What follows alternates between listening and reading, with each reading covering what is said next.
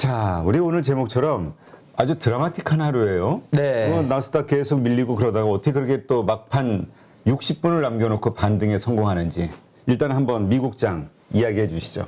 네, 미국 증시가 그렇지 않아도 이제 지난주 4월 기준으로 나스닥이 월간 기준으로 마이너스 13% 정도가 하락을 했습니다. 그래서 나스닥 지수가 지금 13,000포인트 밑에 있으니까 뭐 전형적인 이제 약세장의 장이 진행되고 있는데, 근데 어제 보게 되면 한국 증시가 사실 그러한 거를 잘 극복을 하면서 올라갔죠.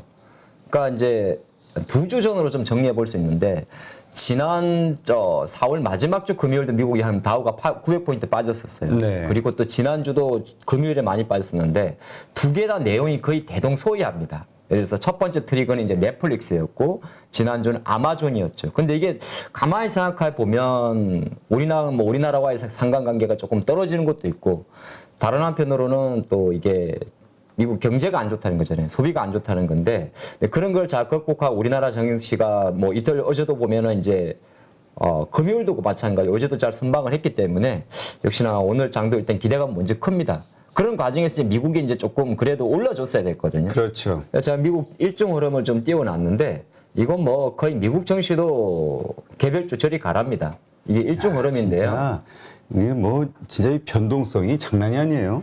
미국이 5시에 마감하니까 제가 늘 아침에 제가 보통 5시 20분 정도 일어나는데 제일 먼저 확인하는 게 이거거든요. 이 일중 흐름을 완전히 봅니다. 한국 주식 하시는 분들은 그냥 아침에 눈을 뜨게 되면 다우 84포인트, 나스닥 200포인트, 속스 100포인트 정도의 눈에 들어올 건데, 가장 중요한 것은 이제 우리나라 장이 아침에 오늘 장이 어떨 것이냐 할 때는 항상 마지막 한의 힘이 중요해요. 이게 이제 모양을 보게 되면 1시간 만에 극적으로 당긴 거고, 만약에 일봉으로 이걸 바꿔보게 되면 가오리는 좀 그러겠다. 도다리 정도의 장대 양봉이 나온 겁니다. 갑자기 도다리 철인가? 안 보여. 아니, 연상이 안 되는데. 우리 양봉 선생님 너무 무리하시는 거 아니에요? 4월에서 5월로 이제 도다리 맛이 좀 떨어질 때입니다. 원래 모든 우리나라 생선은 또 철이 있지 않습니까? 도다리 좋아하십니까? 강어 좋아하십니까? 네? 네. 다 좋아요. 솔직히 예. 맛을 구별 못 해요. 다 그냥 회묘해지. 그 두 친구의 특징이 눈의 위치가 다르다는 거. 그다음에 도다리가 사실 강어보다 조금 더 비싸요? 쫄깃합니다. 쫄깃해요? 뭐 많이 보셔가지고 또 도다리도 한 점 하셨으면 좋겠네요. 자, 그러면 이제 과연 미국 증시가 장중에 이렇게 올릴 수 있었던 게 뭐였느냐 보면, 지금 이제 D-Day는 시작을 했습니다. 미국 이제 오늘부터 FOMC 회의가 들어가지 않습니까? 그렇죠. 그래서 어제 아마 아침에 나왔던 미국 증시의 그 많은 기사 중에 타이틀의 거의 90%가 매체마다 뭐라고 적었냐면, 10년물 국채금리가 2018년 이후 처음으로 3%를 찍었었다. 지금 실시간은 찍지 않았어요. 내려왔어요. 장중에는 이제 3%를 넘었었습니다. 이게 왜냐하면, 그러니까 저도 이제 그런 걸 보는데, 오히려 이게 이제 저는 좋은 쪽으로 보고 있습니다, 사실은. 요새 계속 FOMC 금리 인상한 뭐 지금 50bp 확률이 대략 90%가 넘거든요. 인상을 할 수 있는 확률 자체가. 근데 이제 3%라는 건 하나의 또 마디 구간도 있고, 정확히 이게 어떤 자리냐면, 이게 뭐 우리가 4년 만에 최고치라는 그런 이야기도 합니다만, 일반 투자자분들이 감이 안 오잖아요. 감이 오기 제일 쉬운 게 뭐냐 하면, 작년 이맘때가 얼마였느냐를 비교해 드리면 되거든요. 1.5였어요. 그러니까 1.5였다가 3이니까 정확히 1년 만에 국채금리가 더블이 난 거죠. 더블이 난 그렇죠. 건데, 이제 이런 흐름 속에서 이제 종가 지금 현재 시간 기준으로 약간 3% 입달했는데, 아마 3% 이유를 넘어선 상태에서 미국 증시가 당겨줬기 때문에 오히려 조금 의미가 있다 보고요. 여전히 안 좋은 거는 뭐냐 하면은 달러는 여전히 강합니다. 지금 103.631 정도 DXY 달러 강하고, 또 이 원자재도 어제도 참 원유, 여러분 혹시 밤에 원유 선물 매매하신 분 없으시겠죠? 제가 지금 하지 말라 그러거든요. 이거 완전 도떼기 시장입니다. 1달러 움직여도 사실 개인 투자가들의 손익 자체가 뭐 몇십 프로가 한 3, 40% 왔다 갔다 하는데, 어제 원유 시장 같은 경우가 장중에는 100달러까지 이탈했다가 또 막판에는 105달러로 올라버렸어요. 엄청난 변동성입니다. 야, 완전 투기판인데. 지금 최근에 수학 개미 하시는 분들 중에서 힘들다는 분들이 뭐냐면, 애플 주식 물려 계신 분들은 사실 20% 이내 손실이에요. 테슬라도 5천인데 뭐가 제일 많이 다쳤냐면 레버리지 상품들. 2배수, 5배수 이런 거 있지 않습니까? 그래서 이제 작은 금액으로 미국 주식 하러 덤벼들었다가 유학 갔다 지금 한국에 못 들어오고 계십니다. 비행기값이 없어가지고 네, 수학 개미님들 지금 이제 미국 거기서 워킹 홀리데이 할 팔자가 됩니다. 그래서 저는 해외에 가시더라도 좀 우량한 해설을 했으면 좋겠다는 생각을 좀 해보겠고요. 이제 막판에 왜 올렸냐 이게 포인트죠. 그게 서론이 너무 길었네. 8.15 특종으로 말씀드립니다. 맨날 특종이래. 막판에 올린 이유가 지금 최근에 어떤 분위기가 나오냐면 어제 미국의 그 제조업 지표가 사실 안 좋게 나왔어요. ISM 제조업 지표가 58 정도에서 55로 꺾였습니다. 미국은 지표가 좋게 나왔었거든요. 이 제조업 지표나 서비스업 지수는 50선이 기준인데 일요일 날 발표됐던 중국의 제조업 지표가 형편없이 나왔었어요. 40대 초반.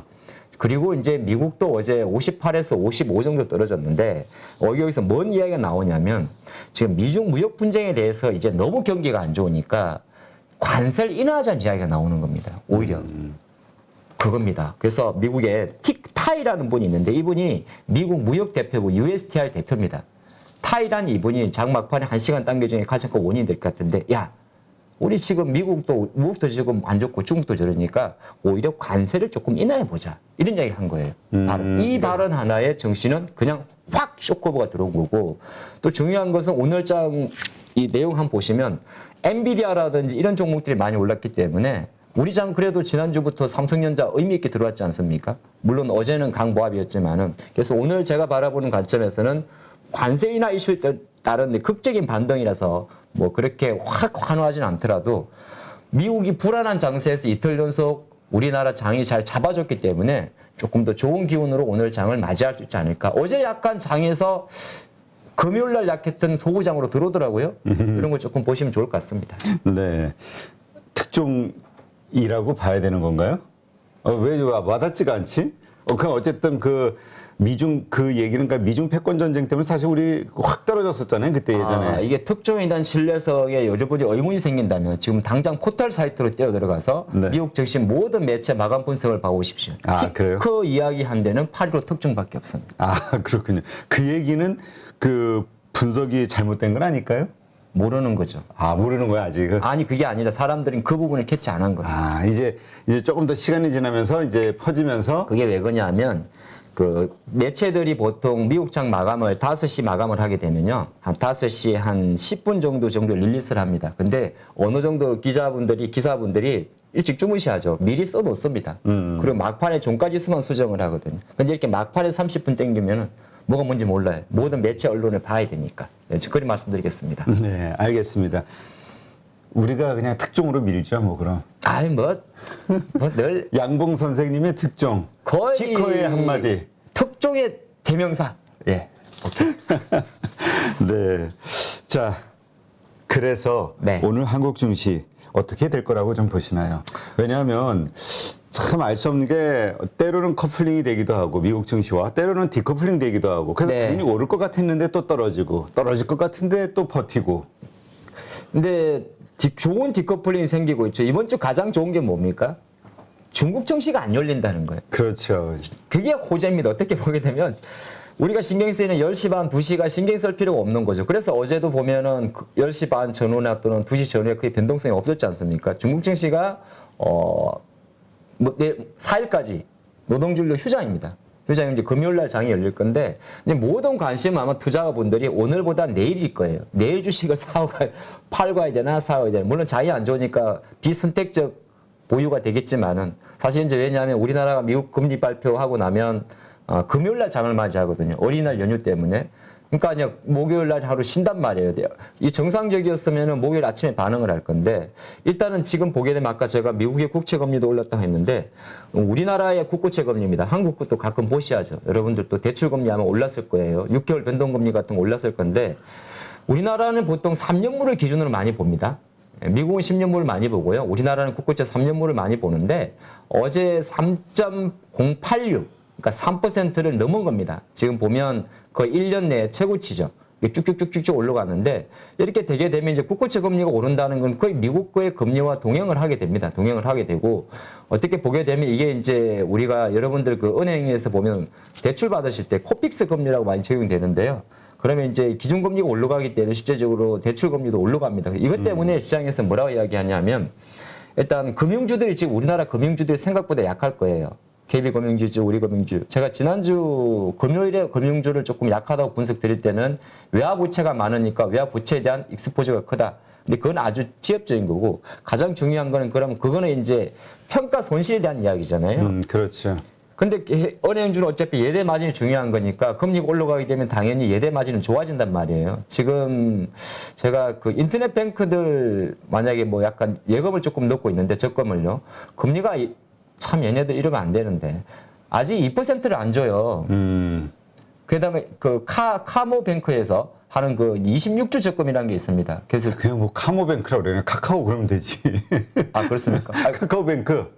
카카오뱅크 오늘 실적 발표하는 날이라 조심스러워서 어쨌든 근데 그렇게 되게 되면 실제적으로 보게 되면 예대 검진의 차이가 크단 말이에요. 네. 대출 금리는 지금 이제 거의 3% 전후도 많고 이제 4% 올라가니까 근데 이제 가장 중요한 거는 왜 우리나라 금융주들이 못 가느냐 바로 이것 때문입니다. 거꾸로 보게 되면 금리가 이렇게 가파르게 올라가게 되면 오히려 실물 경기 위축을 가져오는 거잖아요. 그렇죠. 예, 쉽게 말해서 뭐 지금 오늘 아마 11시에 가장 중요한 게 그거죠.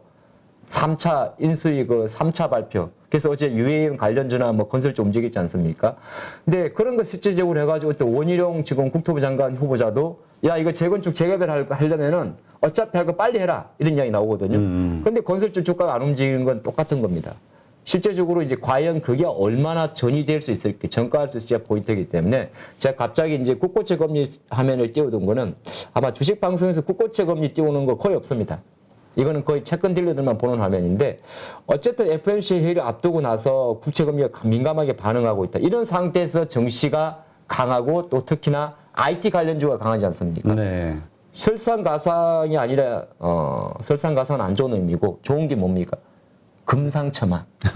그렇죠. 오늘 많은 걸 배웁니다. 아유, 뭐 제가 와서 많이 배우는 거죠. 아닙니다. 양보 선생님. 한 시간 정도 드라이빙을 해오면서 하는 말이 오늘은 어떤 주옥 같은 멘트를 준비할까거든요. 저 멘트는 별로 중요하지 않고요. 정보의 질이 중요하지 않을까요? 아, 정보는 말의 모해 정도입니다. 이 정도면 퀄리티는 거의 A급이에요. 오늘 괜히 그냥 양봉이 나오고 같은 느낌적 느낌에 그냥 우리 양봉 선생님 앞에서 제가 좀 작아지네요. 아유, 아닙니다.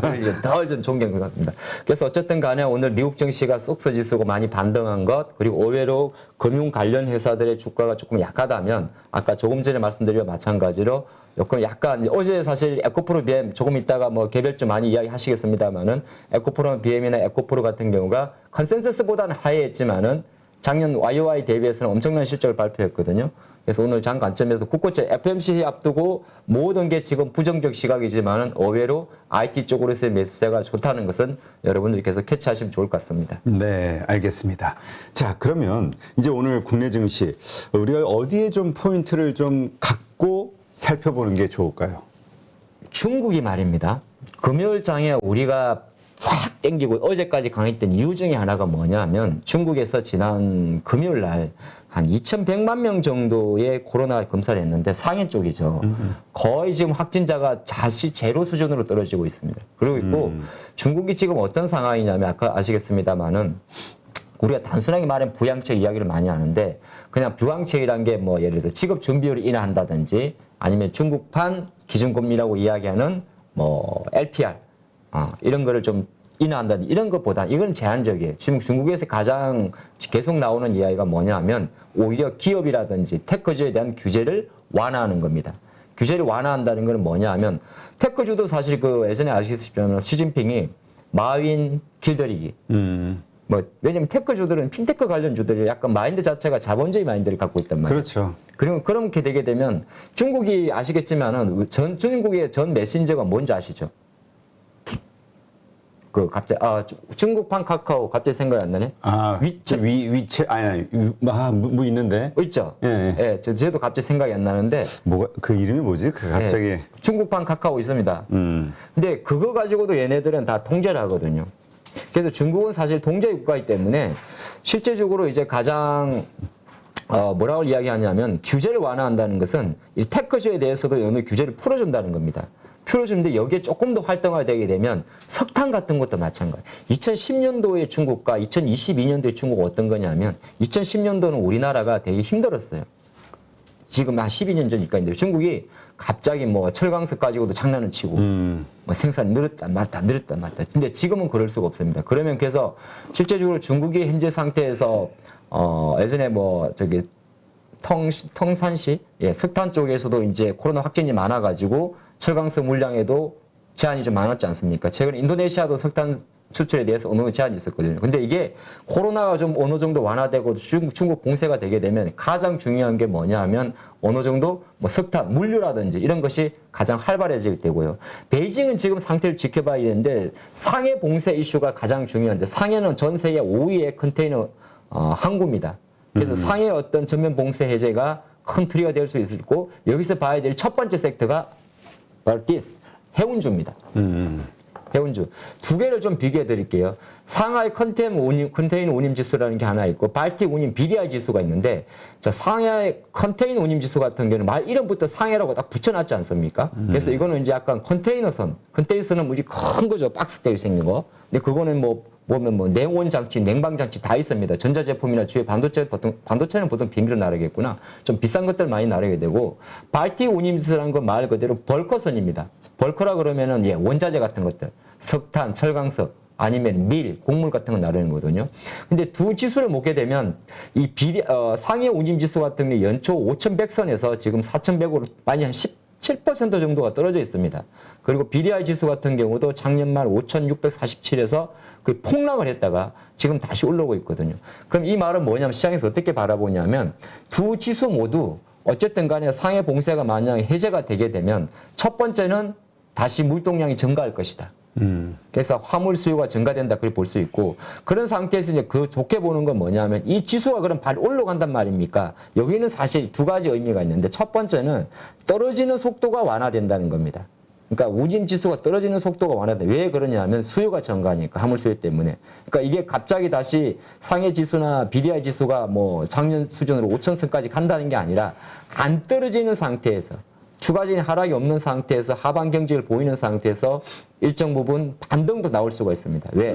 미국발 공급 대란이 쟁발할 수도 있고 갑자기 공급 대란이라고 물어보실 수가 있는데 그게 왜 그러냐면 우리나라도 서울 인천에 보면 제2역의 국제터미널이 있습니다. 네. 삼성 바이오닉스에서 차로 한 20분 정도 거리에 있거든요. 그 정도 가게 되면 갑자기 이제 물동량이 몰린다는 거죠. 그렇게 되면 오히려 몰려가지고 작년에 있었던 미국발 그 LA 공항 같은 항구처럼 미국발 공급 대란이 생길 수 있다면 우리가 말하는 운임선사 프라이스에 대한 하반 경직과 함께 양에 대한 것도 나올 수 있기 때문에 생각보다 두 마리 토끼를 다 잡을 수 있다는 겁니다. 물론 절대적으로 작년도에 최대 수치는 어렵겠지만은 그래서 이제 해운사 같은 경우 HMM이라는 회사가 있을 거고요. 이제 펄컷은 들어가게 되면은 대한해운이나 평온신을 보게 되는데 두 기업들 모두 다 여전히 지난해 사상 최대 실적을 보였고 올해도 어느 정도 작년까지는 아니지만은 최소한 1분기 정도 같은 경우는 거의 연장선을 물 수가 있습니다. 그래서 제가 생각할 때는 해운 회사들 좀 여러분들 최근에 아직 물론 뭐 약간 체크는 해봐야겠습니다만 가장 포인트는 P에 대한 그러니까 운임 지수에 대한 어떤 급반등보다는 얘의 하반 경직과 Q 물동량에 대한 증가를 좀 생각하신다면 투자 관점에서 조금 체크해 보셔도 좋을 것 같다는 생각을 해봤습니다. 네. 지금 그 아까 마당새님이라고 네. 이런 글을 남기셨어요. 개미들 다 도망갈까봐 유혹하는 거라고. 또 선물 투자하고 연기해서 현물 끌어올린 것이기 때문에 내일 다시 급락할 가능성이 높은 거 아닌가. 이런 의견이 있어요. 지수 이야기 하시는 거예요. 네, 한국 지금, 코스피. 지금 뭐 지수 보고 투자하면 수익 나기 어려우니까 개별장? 계속 힘으로 보시는 게 좋을 것 같습니다. 그런 의미에서 지금 해운주를 좀 보자. 해운주도 보셔야 돼요. 왜냐면 워낙 최근에 이제 중국 관련해서 철강 기계, 그러니까 철강 기계 쪽은 당연히 그러니까 철강 기계 해운 쪽을 거의 트리플 조합으로 보셔도 가장 좋을 것 같습니다. 네, 알겠습니다. 자, 그러면 그러한 가운데서 우리 양봉 선생님이 좀 주로 보고 있는 종목은 어디입니까? HMM? 아니면 저는 HM을 보고 있습니다. 대한해운. 아니요, 저는 너무 작은 주식은 안 봅니다. 작은 주식은 안 봐요? 네, 알겠습니다. 이 구찌가 있지. 구찌? 아닙니다. 구찌라는 게 이거 영어입니까? 이럽니까? 네, 그냥 콩글리시입니다. 네, 알겠습니다. HMM. 근데 많이 요즘 오르지 않았나요? 이제 시작하려고 합니다. 다시 시작이라고 보세요? 그러니까 뭐 작년도 주가 수준 뭐 절대 5만 원까지는 어려울 건데 지금 3만 원 이하의 가격이 있거든요. 네. 3만 원 이하의 가격이 있는데 아마 어제 뭐 이동걸 산업은행장도 그런 이야기를 합니다. HMM 투자분들이 가장 염려하는 게 뭐냐면 해양청입니까? 작년에 전환사채 물량에 대한 어떤 블락딜 이야기거든요. 근데 지금 사실 블락딜을 논할 자리는 아니기 때문에 그 물량 수급은 나오지 않을 가능성이 높고, 왜 그런 액션 중에 하나가 HMM이 지난해 주주 친화 정책에서 연말에 한 11년 만인가? 11년 만에 배당을 실시했어요. 네, 그래서 뭐 당장 그 물량이 나올 가능성은 많고, 이제 HMM의 주가의 또 하나의 단기 수급의 아킬레스는 외국인 공매도 세력인데, 공매도 비중이 보통 15% 넘습니다. 근데 적극적으로 공매도도 마찬가지. 최근에 폴어비스처럼 내용이 너무 나쁘면은 뭐 어쩔 수 없이 많이 내려가 있지만은 지금 주가가 하방 경직을 보이는 상태에서 공매도 물량이라면 여기서 어떤 트리거가 되고 숏커버가 나오게 되면 오히려 숏커버 가능성까지 있기 때문에 좀 지켜보시는 게 좋을 것 같습니다. 네. 요즘 뭐 최근에 계속해서 대차 장고는 늘어나고 있기는 하네요. 네, 그렇습니다. 네. 알겠습니다. 자, 삼성 SDI 뭐 특별히 잡아주신 이유가 있을까요? 이슈로? 지난주 금요일 날 얻어 걸린 게 어제 움직였던 우주항공주였거든요. 제가 지난주 금요일 날 이 시간에 와가지고 한국의 민간 우주공에 투자를 좀 열심히 해야 된다 이야기했더니 어저께 이제 우주항만청 관련해서 어제 우주항공주가 많이 오르더라고요. 오늘은 이제 또 갑자기 반응이 없으시네. 우리 자아자찬하는 건데.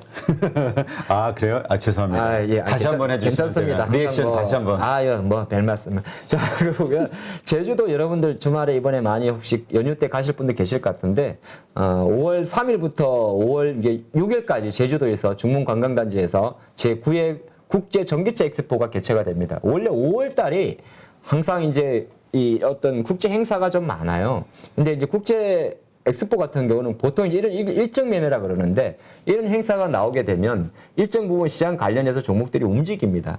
지난달에도 저희가 이제 세계 배터리 협회 이 이벤트를 잠깐 말씀드리면서 뭐 어떻게 보면 전고체 관련주들 좀 움직였지 않습니까? 똑같은데 오늘은 이제 SDI 이야기를 조금 해보겠는데, 제가 지난번에 SDI가 실적 잘 나왔다.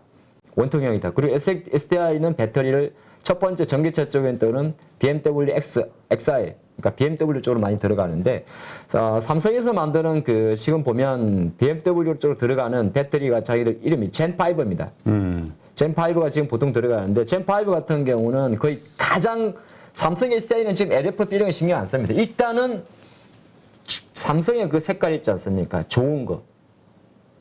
돈 필요 없고 어쨌든 성능 좋은 걸만 포커스를 맞추거든요. 그러다 보니까 이 젠5 같은 경우가 일단은 완충지 주행 거리가 그 640km까지 나온다고 얘기를 하고요. 뭐 사실 전기차가 별로 의미는 없습니다만, 제로백이 뭔 의미가 있겠습니다만, 또 사람들이 항상 자동차 이 파워 엔진의 성능을 이야기할 때 제로백을 이야기하지 않습니까? 100m를 몇 초 만에 주파하는지. 근데 제로백도 한 4.6초 정도 나온다고 합니다. 그러니까 젠5를 BMW에 탑재시켰을 경우에 가장 최적의 환경에서 시속 100km까지 갈리는 속도를 시간을 말하는데, 근데 삼성은 이번에 이제 젠5 배터리도 선보이겠습니다만은 젠6급까지도 내놓는다고 합니다. 그러면 여기서 이게 포인트가 있어요. 그럼 니켈, 우리가 보통 보면 NCM 계열에서 첫 번째가 N이잖아요. 그렇죠. 그게 니켈이 보통 70-80%까지 올라가거든요. 100이라는 비중에서. 근데 젠6 같은 경우는 삼성이 이번에 배터리 함유량을 기존에서 10% 정도를 더 추가해가지고 91%까지 올린다는 겁니다. 그럼 성능을 엄청 강화하는 거죠. 힘이 좋아지는 겁니다. 근데 그러면서 조금 더 강화하기 위해서 한 게 이제 음극재라든지 공법을 개선해서 젠6 같은 경우는 2024년도에 목표를 하게 되는데, 여기서 투자 아이디어가 뭐냐? 니켈 함유량을 올렸죠. 바로 에코프로 UM, 에코피로 라인, LNF 라인으로 가는 겁니다. 그러니까 SDI도 있습니다만 삼성의 젠 시리즈는 삼성 SDI는 어쨌든 니켈 함유량을 높인다. 이걸 포인트 잡아가시면 항상 에코프로 BM이나 어제 실적 발표했습니다만은 그렇게 좀 연결선이 좀 좋고, 또 하나가 음극재 쪽을 강화한다 그랬잖아요. 음극재는 사실 국내 관련주 중에서 옛날에는 포스코 케미칼이었는데 지금은 이제 양극재 다 하니까 그거 빼고 나면 나노신소재, 이런 기업들이 음극재 쪽이 좀 특화되어 있습니다. 그래서 나노신소 이런 기업들이 좀 좋고, 제가 본 거는 여기 이미지에서 빼놨는데, 이거 타보셨습니까? 아니요. 왼쪽은 오토바이고 ATV. 이거 보통 이제 우리 회사에서 단체 야외 가고 하면 많이 타고 있었는데, 뭐 저 해변가 같은 데서. 네, 해변가에서 타고 뭐 산악에서 타는 건데, 삼성이 ATV죠. 삼성이 처음으로 원통형 이 배터리를 이 ATV에 탑재한다고 한답니다. ATV도 이제 전기차로 달리는 거죠. 예. 모르겠어요. 이게 이 ATV를 타는 맛이 이렇게 오프로드의 느낌이거든요. 이게 험하게 타는 건데 여기에 이제 전기차 그 배터리가 들어갔을 때 LTV의 어떤 그 파워가 어떨지 좀 궁금합니다만 이거 뭐 산에 올라가고 그럽니다. 제가 좀 잘 탔어요 옛날에. 또 달라 보이십니다. 아 원래 좀 와일드합니다. 옛날 오토바이도 좀 탔어요. 껌 좀 씹으신 것 같아. 안 봤으니까 못 믿으시겠지만 네. 조금 이게 원래 이렇게 오토바이 타는 뿅카라 그러면 그런가? 괜찮습니다. 마음껏 얘기하세요. 인터넷은 왜냐면 저는 양봉 선생님 말씀 가운데서 일부는 제가 걸르기 때문에 제가 저희 그 뿅카의 정확한 의미는 모르겠습니다. 이렇게 가와사키 이런 걸 말하는 건데 네. CBR 500 이런 건데 어쨌든 간에 이게 포인트는 뭐냐면 야 삼성이 정말 원통형 배터리 쪽에서는 대한민국 탑이라는 걸 알 수 있습니다.